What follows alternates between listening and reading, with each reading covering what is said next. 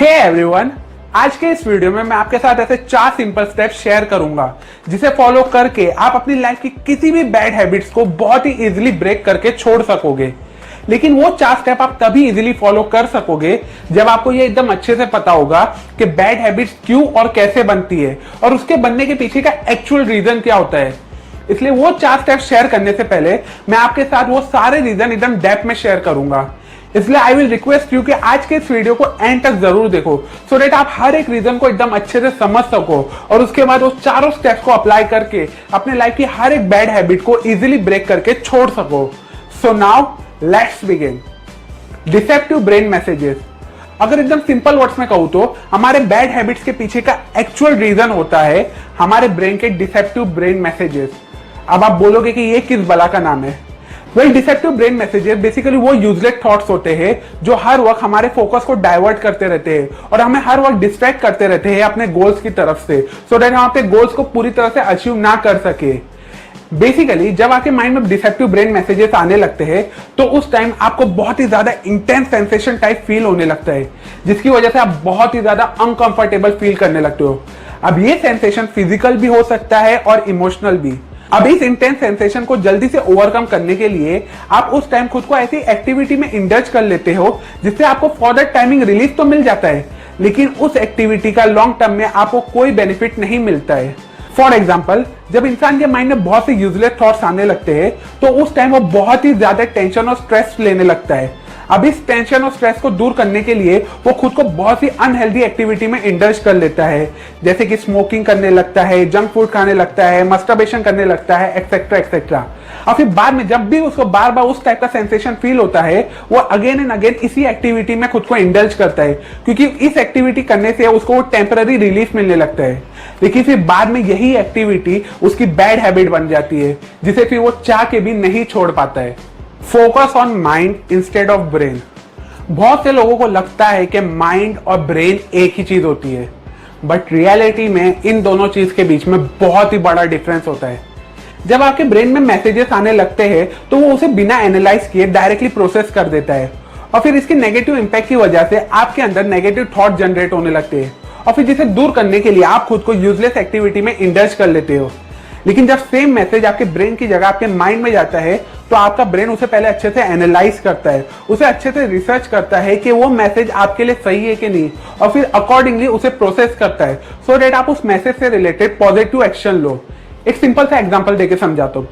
Suppose करो आप अपने दोस्त को बोलते हो कि क्या वो आपके साथ बाहर जा सकता है, लेकिन रिप्लाई में आपका दोस्त आपको मना कर देता है। अब उसका रिप्लाई वाला मैसेज अगर आपके ब्रेन में जाता है तो आपका ब्रेन उसे बिना एनालाइज किए उसे डायरेक्टली प्रोसेस कर देता है, जिसकी वजह से आपके माइंड के अंदर नेगेटिव थॉट्स आने लगते हैं कि वो बहुत ही मतलबी दोस्त है, उसके लिए टाइम ही नहीं है, वो हमेशा ऐसे ही करते रहता है, एक्सेट्रा एक्सेट्रा। और फिर इसकी वजह से आपके अंदर डिसेप्टिव ब्रेन मैसेजेस डेवलप होने लगते हैं और फिर उस डिसेप्टिव ब्रेन मैसेजेस को दूर करने के लिए आप खुद को अनहेल्दी एक्टिविटी में इंडल्ज करने लगते हो जो बाद में आपकी बैड हैबिट्स बन जाती है। लेकिन जब आपके फ्रेंड का रिप्लाई वाला मैसेज आपके ब्रेन की जगह आपके माइंड में जाता है तो आपका माइंड पहले उसे अच्छे से एनालाइज करता है, उसे अच्छे से रिसर्च करता है, फिर प्रोसेस करने के बाद आपको पता चलता है कि हाँ आपका फ्रेंड शायद सही बोल रहा है, वो बिजी होगा, और फिर अकॉर्डिंगली आप पॉजिटिव वे में रिएक्ट करते हो। इस पॉजिटिव वे ऑफ रिएक्शन को ऑथर वाइज एडवोकेट कहते हैं। वाइज एडवोकेट बेसिकली हमारे माइंड की उस प्रॉपर्टी को कहते हैं जिसमें हमारा माइंड हर एक सिचुएशन को पॉजिटिवली एनालाइज करता है, उसे एकदम अच्छे से डेप्थ रिसर्च करता है और फिर अकॉर्डिंगली प्रोसेस करता है सो दैट हम पॉजिटिव एक्शन ले सके। इसलिए अगर आप अपनी हर एक बैड हैबिट्स को इजीली ब्रेक करना चाहते हो तो इसी वाइज एडवोकेट की हेल्प से अपने ब्रेन की जगह अपने माइंड पर फोकस करने की कोशिश करो। Identify your deceptive brain messages. जैसा कि वीडियो के स्टार्ट में मैंने कहा कि इस वीडियो में मैं आपके साथ ऐसे 4 सिंपल स्टेप्स शेयर करूंगा जिसे फॉलो करके आप अपनी किसी भी बैड हैबिट्स को ब्रेक कर सकोगे। लेकिन वो 4 स्टेप को फॉलो करने से पहले आपको सबसे पहले अपने डिसेप्टिव ब्रेन मैसेजेस को आइडेंटिफाई करना पड़ेगा।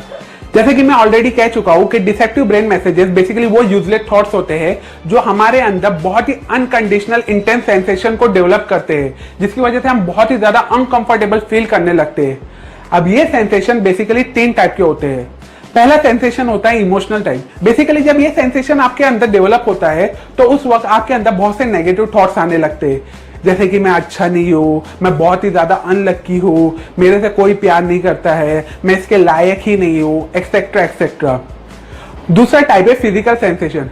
बेसिकली जब ये सेंसेशन आपके अंदर डेवलप होता है तो उस टाइम आप फिजिकली बहुत ज्यादा अनकंफर्टेबल फील करने लगते हो, जो आपके अंदर क्लियरली देखने को मिलता है अलग अलग सिम्टम्स की वजह से।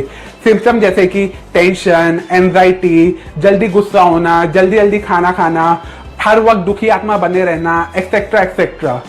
तीसरा सेंसेशन है हैबिचुअल सेंसेशन। बेसिकली इस सेंसेशन में आप खुद को बहुत ही अनहेल्दी एक्टिविटी में खुद को इन्वॉल्व कर लेते हो। एक्टिविटी जैसे कि ड्रग्स, अल्कोहल, स्मोकिंग, बार बार पैसे खर्च करना, फेसबुक, व्हाट्सएप को रेगुलर चेक करते रहना, एक्सेट्रा एक्सेट्रा। इसलिए अगर आप अपनी बैड हैबिट्स को ब्रेक करना चाहते हो तो आपको अपने डिसेप्टिव ब्रेन मैसेजेस को पहले मालूम करना होगा। और इस डिसेप्टिव ब्रेन मैसेजेस को मालूम करने के लिए सबसे पहले आपको अपने उस पर्टिकुलर सेंसेशन को आइडेंटिफाई करना होगा। The 4R steps to break bad habits. Author अपनी book you are not your brain में ऐसे 4R सिंपल स्टेप्स बताते हैं जिसकी हेल्प से आप अपनी किसी भी बैड हैबिट्स को ब्रेक कर सकते हो। ये 4R में पहला R है रीलेबल। बेसिकली इसमें आपको 2 एक्शंस परफॉर्म करना होगा। पहले एक्शन में आपको अपने डिसेप्टिव ब्रेन मैसेजेस को मालूम करना होगा, जिसके लिए आपको अलग अलग उससे रिलेटेड सेंसेशन को आइडेंटिफाई करना होगा, जो ऑलरेडी मैं पिछले वाले पॉइंट में एकदम डेप्थ में एक्सप्लेन कर चुका हूँ। दूसरे एक्शन में आपको एक मेंटल नोट्स प्रिपेयर करना होगा। बेसिकली इस मेंटल नोट्स में आपको सबसे पहले अपना आइडेंटिफाई किया हुआ इमोशनल सेंसेशन लिखना होगा, फिर उसके बाद आपको उसके अंदर अपना आइडेंटिफाई किया हुआ फिजिकल सेंसेशन लिखना होगा, और फिर फाइनली आपको वो हैबिट लिखना होगा जो आप खुद को इंडल्ज करते हो उस सेंसेशन से रिलीफ पाने के लिए।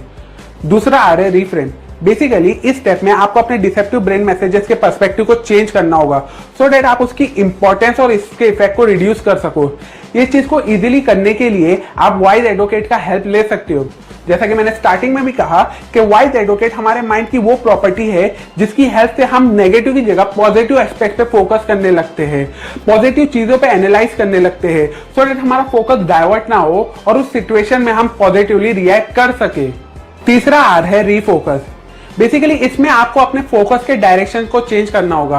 मतलब कि आपको डिसेप्टिव ब्रेन मैसेजेस और नेगेटिव थॉट पे फोकस करने की जगह पॉजिटिव एक्टिविटी पे फोकस करना होगा, जैसे कि वॉक कर लो, म्यूजिक सुन लो, कुकिंग कर लो, या अपनी किसी भी हॉबी या पैशन को फॉलो कर लो जिसे करने पे आपको बहुत ज्यादा खुशी मिलती है। पॉजिटिव एक्टिविटी पे फोकस करने से आप अपने डिसेप्टिव ब्रेन मैसेजेस के इंपैक्ट को रिड्यूस कर दोगे और फिर जिसकी वजह से आप खुद को किसी भी बैड हैबिट्स में इंडल्ज नहीं करोगे। चौथा आ रहा है रीवैल्यू। बेसिकली ये सिमिलर टाइप है रीफ्रेम जैसा, जहां आपको अपने डिसेप्टिव ब्रेन मैसेजेस के इंपॉर्टेंस को कम करते हुए पॉजिटिव थिंग्स के इंपॉर्टेंस पे फोकस करना होगा। बेसिकली इस स्टेप में आपको इमोशनल सेंसेशन की जगह इमोशन पे फोकस करना होगा। एक सिंपल सा एग्जांपल देके समझाता हूँ इमोशनल सेंसेशन और इमोशन के बीच के एक्चुअल डिफरेंस बताने के लिए। जब किसी इंसान की डेथ हो जाती है और जब कोई इंसान आपकी लाइफ से चला जाता है तो उस टाइम आप उस इंसान को बहुत ही ज्यादा मिस करके बहुत ही ज्यादा रोते हो। इस टाइप की फीलिंग को इमोशन कहते हैं। लेकिन जब कोई आपका फ्रेंड आपको टाइम नहीं देता है तो उस टाइम आपके अंदर नेगेटिव थॉट्स आने लगते हैं अपने फ्रेंड से रिलेटेड कि वो मतलबी है, उसके लिए आपके पास टाइम नहीं है, वो हमेशा ऐसा करता है, एक्सेट्रा एक्सेट्रा। इस टाइप के सेंसेशन को इमोशनल सेंसेशन कहते हैं, जो इनडायरेक्टली आपके अंदर डिसेप्टिव ब्रेन मैसेजेस को डेवलप करते हैं और जिसकी वजह से फिर आप अनहेल्दी एक्टिविटी में खुद को इंडल्ज कर लेते हो उस सेंसेशन को ओवरकम करने के लिए, और फिर वही एक्टिविटी बाद में आपकी बैड हैबिट बन जाती है। इसलिए चौथे मतलब कि रीवैल्यू का यूज करते हुए आपको अपने इमोशनल सेंसेशन की जगह अपने इमोशन का यूज करना होगा। एक और इंपॉर्टेंट बात, कहने के लिए ये चारों आर बहुत सिंपल हो गए, लेकिन जब आप इसे फॉलो करना शुरू करोगे तो हो सकता है आपको बहुत ही ज्यादा डिफिकल्टी फेस करना पड़े। इनिशियल स्टेज में तो आप खुद को बहुत ही ज्यादा फ्रस्ट्रेटेड फील करोगे, लेकिन अगर आप जेन्युइनली अपनी बैड हैबिट्स को ब्रेक करना चाहते हो तो बिना डिस्ट्रैक्ट हुए, बिना अपना फोकस हुए आपको ये 4 स्टेप्स को फॉलो करते रहना होगा, क्योंकि कुछ टाइम के बाद ये चारों आर वाले स्टेप्स आपकी हैबिट बन जाएंगे और फिर इसी हैबिचुअल एक्टिविटी की वजह से आप इजीली अपनी हर एक बैड हैबिट को ब्रेक कर दोगे। सो टू कंक्लूड, ये अमेजिंग बातें मैंने आपको एक बहुत ही awesome book you are not your brain से बताया हो। अगर आपको इस वीडियो में बताए गए लेसन यूजफुल लगे हो तो इस वीडियो को अपने व्हाट्सएप कॉन्टेक्ट में और ग्रुप में सबके साथ शेयर करें, सो दैट हर कोई इस स्टेप को फॉलो करके अपने लाइफ से हर एक बैड हैबिट्स को ब्रेक कर सके। और अगर आप इन सारे स्टेप्स को और डेप्थ में सीखना चाहते हो तो डिस्क्रिप्शन में दी गई लिंक पे जाके आप ये बुक खरीद के पढ़ सकते हो। अभी के लिए अगर आपको ये वीडियो यूजफुल लगी हो तो इस वीडियो को जरूर लाइक करो, कमेंट करके बताओ कि आपके अंदर कौन सी बैड हैबिट है और उसे ब्रेक करने के लिए आप कौन से एक्शंस लेते हो। सब्सक्राइब करें और उस बेल आइकन पे भी क्लिक करें सो दैट आप मेरे एक भी न्यू वीडियोस की नोटिफिकेशन को मिस ना करें। And finally, thanks for watching.